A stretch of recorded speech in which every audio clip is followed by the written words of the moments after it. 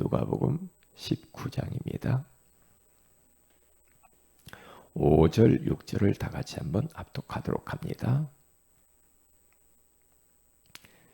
예수께서 그곳에 이르사 쳐다보시고 이르시되 삭개오야 속히 내려오라. 내가 오늘 네 집에 유하여야 하겠다 하시니 급히 내려와 즐거워하며 영접하거늘. 아멘. 좋은 아침입니다. 오늘 이 새벽에는 하나님 자녀의 즐거움이라는 제목으로 우리가 하나님의 음성을 듣기를 원합니다. 하나님의 자녀로 산다는 그 즐거움, 우리가 어떻게 표현할 수 있을까요? 일단 우리들은 최고로 복받은 사람이고 우리보다 행복한 사람은 없고요. 마귀 자녀에서 하나님의 자녀가 되었다는 그 사실만 해도 우리는 흥분하지 않을 수가 없죠. 그렇죠. 어떻게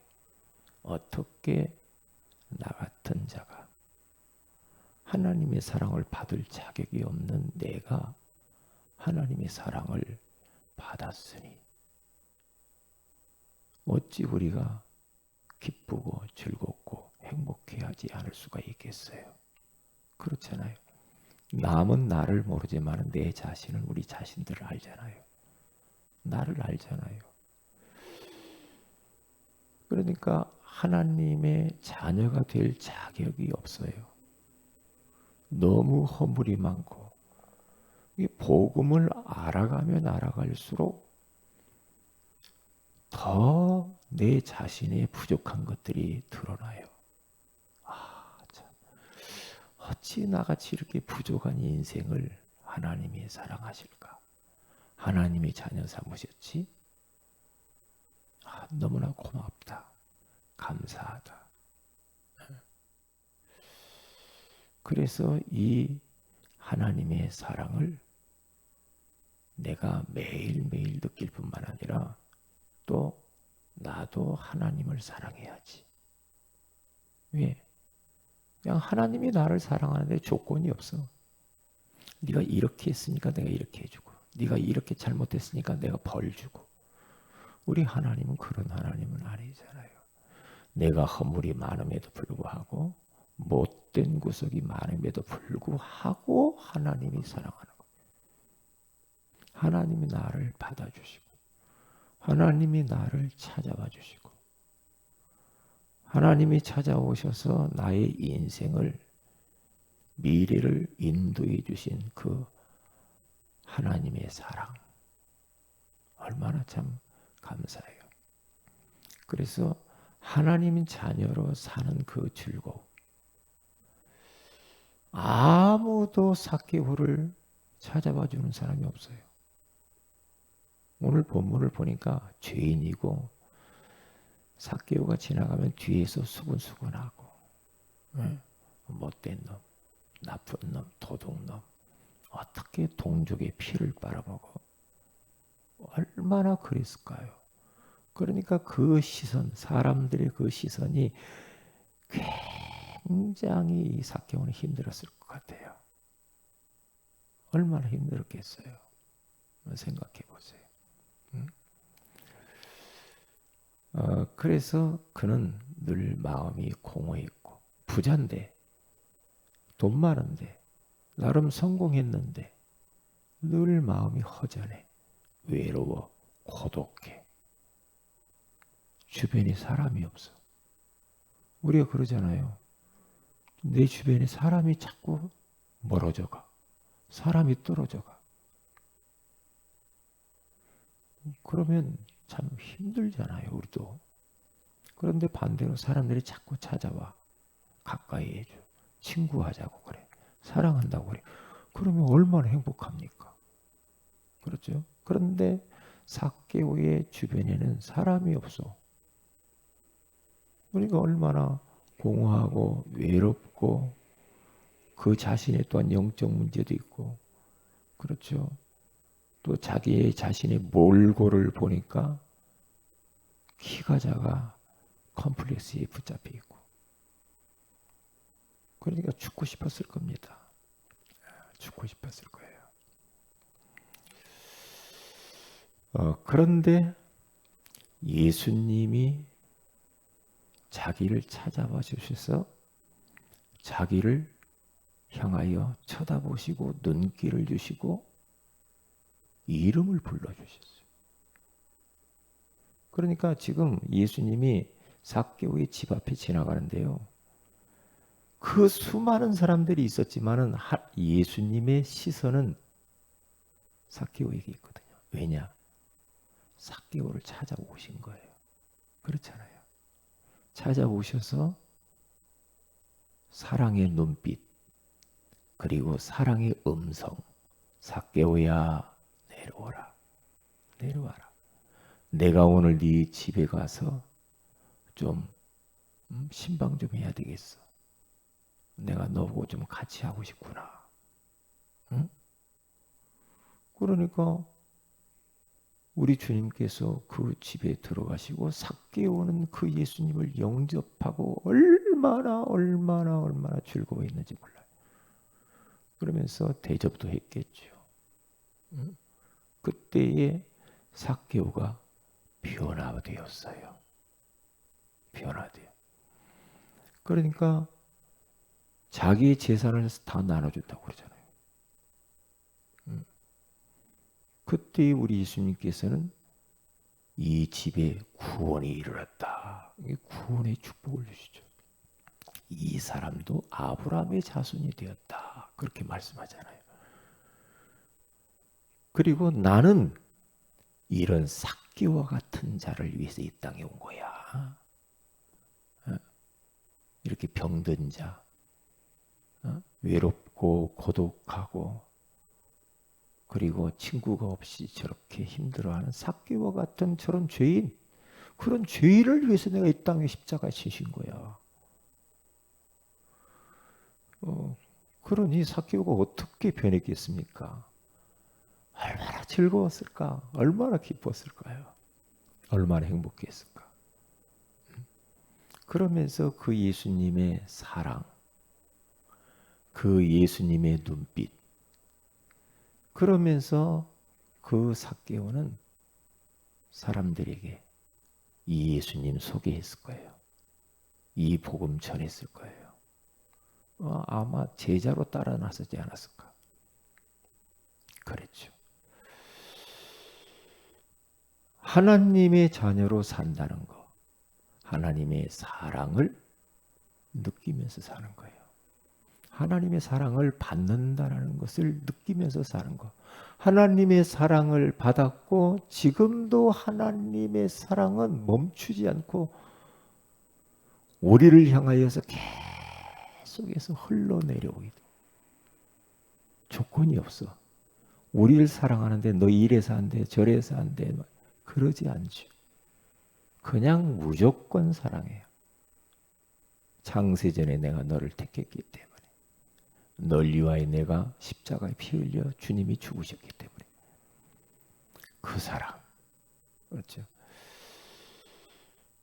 목사님들 중에 자꾸 저한테 연락이 오고 전화가 오고 만나자고 하고 같이 하룻밤 자자고 하고 포럼하자고 하고 계속 그러시는 목사님이 있어요. 그게요. 저 멀리 사는데요. 그러면서 이제 4명이 자꾸 이렇게 만나자는 겁니다. 4명의 목사님이. 그러니까 어이 참, 왜 이렇게 자꾸 뭘 준다고 하고 만나자고 하고 밥 먹자고 하고 자꾸 이래요. 사랑한다고. 그러니까 너무 행복해요. 너무 행복해요. 그러면서 정보도 막 나에게 주고 막 그래요. 참 저 목사님이 나에게 관심이 많구나. 그런데 내가 내 자신을 보면 그분에게 사랑받을 자격이 없어. 그런데 자꾸만 매일 톡도 매일 와, 매일. 기분이 좋아요. 기분이 좋아요. 왜요? 사랑하니까. 그분이 사랑을 자꾸만 표현을 해요. 같이 하고 싶다고. 포럼하고 싶다고. 전도에 대해서 포럼하고 싶다고. 우리 같이 전도하자고. 자꾸 이래요. 그러면서 자기가 전도를 이렇게 하고 있다고. 그러니까 그게 나쁘지 않더라고요. 너무 좋아요. 너무. 우리가 누구로부터 사랑을 받는다. 그리고 그 사랑을 받는다라는 그 느낌 있잖아요. 그 느낌, 그 눈빛, 그 언어. 그러한 어떠한 문자 하나. 그러면 행복해요. 행복해요. 만나고 싶어요. 그렇죠. 그래서 나도 뭔가 해드리고 싶어. 나도 뭔가 주고 싶어. 그렇게 사람이 그러더라니까요. 근데 하나님이 우리를 향하여서 얼마나 사랑하지. 왜냐? 하나님의 자녀로 우리를 낳았잖아요. 하나님의 자녀면 끝난 거거든요. 길을 잃어버린 어린아이가 다시 길을 찾아서 부모님 만나서 집에 돌아오면 끝나잖아요. 하나님 떠나 있던 우리들, 영적 유괴범에게 잡혔던 우리들, 죄투성인 우리들. 그런데 거기에서 우리 주님이 해방시키시고 구원하시고 완전히 이거 보통 죄인이 아니거든. 나를 보면 하나님 앞에서 숨길 수가 없잖아요. 그런데 사랑한대. 연약한 너, 죄인된 너 원수 같아. 그런데 사랑해요. 사랑이 하나님의 그 사랑은 어떤 사랑인가? 상상할 수 없는 사랑이야. 하나님이 우리를 사랑하는 그 사랑은 우리 인간의 이성으로는 상상할 수가 없어. 어떻게 이렇게 못된 놈을 위하여서 우리 주님 사랑한다고 하면서 하나밖에 없는 독생자를 날 구원하기 위해서 십자가에 피 흘려 죽게 하냐 이 말이에요.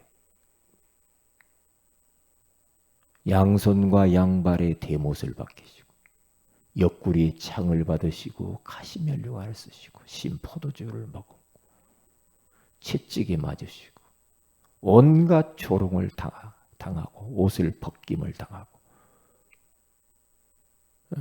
우리 주님이 십자가를 그렇게 치실 분은 아니잖아. 아무리 허물이 없는데 죄인이 아니잖아 예수님.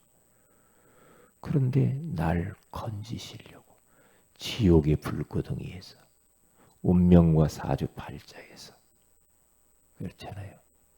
나의 모든 죄를 용서하시기 위하여 저 사단의 원수 마귀에게서 해방시켜 주시고 자유케 하시고 나를 구원하시려고 하신 그 하나님의 그 사랑. 그런데 그 사랑은 지금도 계속해서 보호자로부터 흘러내려오잖아요. 오늘도 지금도 하나님의 사랑이 계속 우리에게 흘러내려와요. 그 사랑 먹고 사는 거예요. 그러니까 그것을 느껴야 돼. 삶 속에서 계속 하나님 날 그렇게 사랑하세요. 사랑하세요. 사랑하는 종아 내가 널 사랑해. 그러니까 삭개오 이름을 부르잖아요. 삭개오야 할 때 창조주 하나님의 삭개오의 이름을 부른다. 끝법가죠. 누가 그의 이름을 불러준다. 사랑한다고 그런 소리 들어보세요. 그런데 순간순간 저는 그래요. 사랑하는 병철아, 내가 너를 얼마나 사랑하는 줄 아냐. 널 사랑해. 하나님이 계속 사랑하시. 사랑해. 사랑해. 그러니까 그 사랑을 받은 나로서는요. 하나님을 사랑할 수밖에 없어. 하나님을 계속 하나님 사랑합니다. 사랑합니다. 그리고 하나님 사랑하니까 또 이웃을 사랑하고 싶은 마음이 생겨요. 자꾸 우리 성도들을 사랑하고 싶고 후대들을 사랑하고 싶고 이웃을 사랑하고 싶고 어떻게 도와드릴까? 어떻게 저분을 사랑한다고 표현을 하지? 계속. 그래서 요즘은 톡으로 저도 사랑을 사람들에게 표현을 해요. 항상 저는 사람들에게 표현을 할 때 사랑하는 아무개씨 이래요. 사랑. 하나님의 사랑을 받았으니까 사랑을 어떻게 했으니 나눠주고 싶잖아. 그러니까 이 글로라도 이렇게 사랑을 표현을 해요. 그러면 그냥 다짜고짜 어떤 내가 하고 싶은 말만 하는 게 아니고 이제 그렇게 편지 쓰듯이 이렇게 해요. 사랑을 표현하면서. 그러면 상대방이 알아요. 상대방이. 그것 보고 공감 능력이라고 그러죠. 공감할 수 있는 거. 그렇잖아요. 하나님이 우리를 사랑하면 그걸 공감할 줄 알아야지. 그렇죠. 그러면 나 주님을 위해서 내가 사랑하고 주님을 위해서 어떻게 할까? 주님이 소원을 위해서 내가 세계복음화를 위해서 어떻게 하지? 왜? 하나님이 사랑받았으니까 사랑을 나눠줘야지. 공감 능력. 이게 사람들이 공감 능력들이 없는 분들이 많죠. 공감할 줄 알아야 되잖아요. 다시 말하면 누가 이렇게 참 어려운 아픔 가운데 있어요. 그러면 그 아픔 가운데 있는 그것을 내가 공감해 주는 게 있어야 되잖아. 그러니까 복음을 알아가면 알아갈수록 그렇게 변해요. 그렇지. 저분이 저렇게 몸이 아프다. 얼마나 아플까? 그게 공감이거든요. 그런데 이 공감할 줄 모르면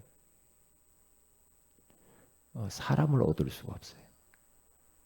근데 저 사람의 즐거움이 나의 즐거움으로 느껴지고 저 사람의 아픔이 나의 아픔으로 느껴지는 그 공감. 그러니까 정치인들이나 대통령이 백성들의 아픔을 공감할 줄 알아야 되잖아. 그렇죠. 근데 공감하지 못하면 완전히 백성들하고 평행선을 달리는 거야. 계속. 백성들은 막 힘든 거지. 그러니까. 그렇게 되는 거거든요. 특별히 지도자일수록 공감 능력이 뛰어나야 돼요. 아, 그렇구나. 저 사람이 저렇게 힘드는구나. 아, 저 사람이 저렇게 행복해 하는구나. 공감을 해줘. 그 사람에게 다가가서 손 내밀고 사랑한다고 기도할게요. 이제 그거거든요. 근데 목회를 해보니까 그거더라고요. 목회가 그거예요. 목회는 목자가 양을 키우는 거랑 마찬가지란 말이죠. 그게 목양 그러잖아요. 양을 돌보는 거거든요. 그럼 성도들을 전체를 돌보는 거죠. 그게 이제 공감 능력이죠. 공감해야죠. 전혀 공감하는 능력이 없으면 목사님이 나에게 관심도 없구만 또 이렇게 된다고요. 그게요. 그러니까 우리 하나님이 우리 각 개인 개인을 향하여 공감하고 계셔요. 다 아시고 공감해요. 사랑하는 종아, 아들아, 딸아. 그렇게 힘드니 우리 주님은 사람은 공감을 못 해준다 할지라도 우리 주님은 공감하시거든요. 왜? 삭개오를 향하여서 벌써 우리 예수님은 공감하고 있잖아요. 그렇죠. 그래서 눈길을 주시고 이름을 부르잖아요. 지금 현장에 삭개오 같은 사람이 얼마나 많은지 몰라. 그런 사람들을 지금 누군가 자기를 좀 바라봐 줬으면 좋겠는데 바라봐 주는 사람이 없어. 다들 바빠. 그런데 공감해 주기를 기다리는 사람들이 현장에 너무 많단 말이죠. 조금만 눈길을 주고 가서 만나주고 공감해주고 들어주고 이렇게 하면은요 금방 그 사람이 변합니다. 가까이 옵니다. 어제 그제도요 현장 가면서 가서 이거 공감해 줬어요. 공감해 주는데 그 사람이 목사님 사랑합니다. 목사님 식사 대접하겠습니다. 그토록 먹고 싶은 갈치조림을 사주더라고요. 왜? 공감하니까. 그렇지요. 이게 필요한 것 같아요. 이게요. 그래서 오늘 하나님의 자녀의 즐거움. 그렇죠. 하나님이 나를 이렇게 사랑하고 나를 이렇게 인도하고 있구나. 그러면 나를 그 주님을 가까이 해야 되지. 가까이. 왜? 사랑의 관계니까 사랑하는 사람과 가까이 하고 싶잖아요. 그렇죠. 그러니까 가까이 하는 거예요. 다윗 새벽, 아침, 낮, 저녁 24시 하나님께 가까이 늘 24시 주님과 가까이 딱 붙어서 살았어. 에녹이라고 하는 사람은 300년 동안 주님과 가까이 동행하면서 살았으니 죽음을 보지 않고 들림받았어요. 믿음의 사람들 다 보세요. 주님과 떨어지지 않아요. 딱 붙어서 살아요. 가까이. 말씀 묵상하면서 기도하면서 찬양하면서 그분의 소원을 이루어드리면서 계속 그렇게 살아요. 그렇게요. 네. 그리고 우리는 눈에 보이는 대로 살지 않고 이제 믿음으로 살게 되더라고요. 믿음으로. 불가능하게 보이는 것도 아니야. 주님이면 가능해. 그러면서 믿음으로 살아야지. 이렇게 변해요. 그게 하나님 자녀의 즐거움이야. 믿음으로 살아야지. 보는 것이 전부가 아니야. 보이지 않는 것을 믿는 게 믿음이야. 보는 것을 누가 봐라. 보이는 소망을 누가 소망하겠습니다. 보이지 않는 것을 소망하는 것이 그게 믿음이지. 믿음은 바라는 것들의 실상이요 보이지 않는 것들의 증거라 그러잖아요. 그러니까 오직 나의 의인은 믿음으로 말미암아 살리라 함과 같으니라. 그래서 믿음으로 살아야 돼. 믿음으로 살지 않으면요 답답해서 못 살아요. 왜? 그냥 눈에 보이는 대로 그 사람의 모습, 그 사람이 말하는 거, 그 사람이 좋은 현실, 나에게 일어나는 이런저런 문제, 그걸 그대로 봐버리면요 큰일 나거든요. 왜냐? 우리가 살다 보면 고난도 오잖아. 이런저런 문제도 오잖아요. 항상 좋은 날만 있나요? 아니거든요. 그런데 하나님의 자녀에게 있어서의 고난은 고난으로 끝나지 않아요. 왜요? 저는 알고 있어요. 살아보니까 알아.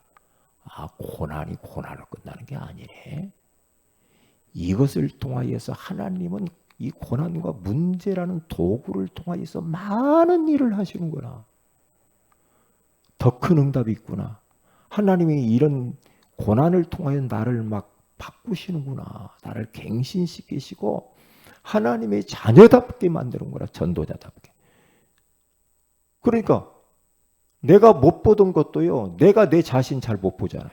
그런데 고난을 통해서 내가 나의 모습을 발견하게 되더라고요. 그러면 발견 못해서 우리가 갱신 못할 때도 있거든요. 그런데 사람들은 우리를 향하여서 아이고 저거 좀 바꿔줬으면 좋겠는데 내가 나를 몰라. 그러잖아요. 그런데 고난이라는 도구를 통하여서 하나님이 나를 보게 해요. 왜요? 저도 망신 당하면서 그런 것들이 깨달아져요. 망신 안 당하면 모르더라고요. 망신 당하니까 내가 내 모습이 어떤가가 보여지더라고요. 그러면서 그러면 딱 바꾸면요. 그게요. 예? 그 다음부터는 그런 망신을 안 당해.